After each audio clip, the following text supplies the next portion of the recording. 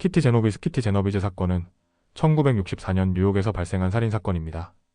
이 사건은 단지 한 여성의 죽음으로 끝난 것이 아니라 주변에 수많은 사람들이 있었음에도 불구하고 아무도 그녀를 돕지 않았다는 사실이 알려지면서 방관자 효과 바이스탠더 이펙트라는 심리학 용어를 탄생시켰습니다.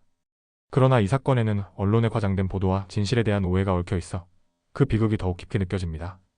끔찍한 새벽 반복된 비명. 1964년 3월 13일 새벽 3시경 뉴욕 퀸스의 아파트 단지에서 키티 제노비스는 집으로 돌아가던 중 윈스턴 모즐리라는 남성에게 습격당했습니다.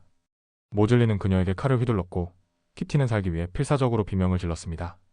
이때 아파트 창문에서 누군가 불을 켜고 그 여자를 내버려 두시오 라고 소리쳤습니다. 모즐리는 잠시 달아났고 키티는 피를 흘리며 겨우 일어섰습니다. 하지만 범인은 다시 돌아왔고 키티는 두 번째 습격을 당했습니다. 그녀는 다시 비명을 질렀지만 이번에는 아무도 그녀를 돕지 않았습니다. 결국 모즐리는 그녀를 강간하고 살해한 뒤 유유히 사라졌습니다. 비극적인 사건이 끝난 후에야 한 명의 요시 경찰에 신고했지만 키티는 이미 숨을 거둔 뒤였습니다. 38명의 목격자라는 충격적인 보도와 진실. 이 사건은 뉴욕타임스 요크타임즈의 보도로 전국적인 충격을 주었습니다. 당시 기사는 38명의 선량한 시민들이 살인을 목격하고도 아무도 신고하지 않았다고 대서특필했습니다. 이 보도는 무관심한 도시의 비정함을 상징하는 사례가 되었고 사회적으로 큰 파장을 일으켰습니다. 하지만 시간이 흐른 후 당시의 보도가 사실과 달랐다는 진실이 밝혀졌습니다.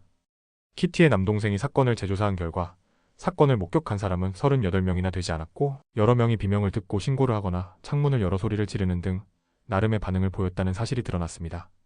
실제로 사건을 목격한 몇몇은 신고를 했지만 경찰의 늦장 대응으로 신고가 제대로 처리되지 않았던 것으로 밝혀졌습니다. 2016년 뉴욕타임스는 이 오보를 공식적으로 인정했습니다. 사건이 남긴 교훈 방관자 효과. 비록 38명의 방관자는 사실이 아니었지만 이 사건은 사회심리학자들에게 깊은 영감을 주었습니다. 그들은 사람이 많을수록 위기에 처한 사람을 돕지 않게 된다는 방관자 효과를 실험을 통해 증명했습니다. 사람들은 자신이 아닌 다른 누군가가 도와줄 것이라 생각하며 책임을 분산시키고 결국 아무도 나서지 않는다는 것입니다. 키티 제노비스의 죽음은 여전히 비극적인 사건으로 남아있습니다. 잘못된 언론 보도로 인해 도시의 냉담함을 상징하는 사례가 되었지만 그 사건의 본질은 우리가 위기에 처한 타인에게 어떻게 반응해야 하는지에 대한 중요한 질문을 던지고 있습니다.